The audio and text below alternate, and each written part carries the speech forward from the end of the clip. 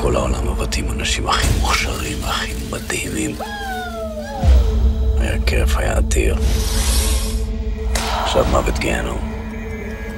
נראה לך שאני אוותר בלי מלחמה. שאני אתן להם לשבת בכיסא שלי.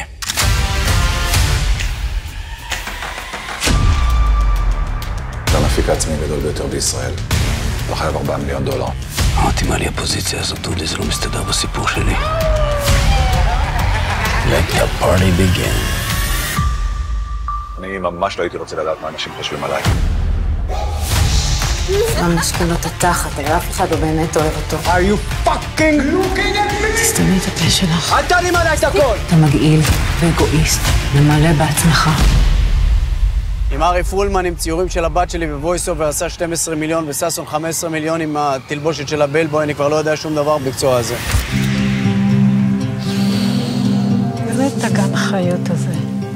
הבית הזה זה שטיח יפה שמכסה את הניחוש. זה יכולה להיות התחלה חדשה בשבילך.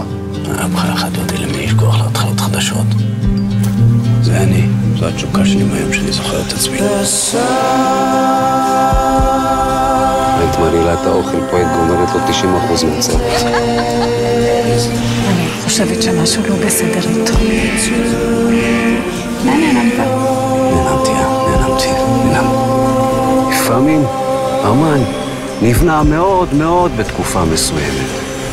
אבל את ההזדמנות שלו הוא כבר איבד. הוא תמיד אהב סרטים. אז קונים כרטיס קולנוע ב30 שקל וזהו. הוא אוהב קולנוע.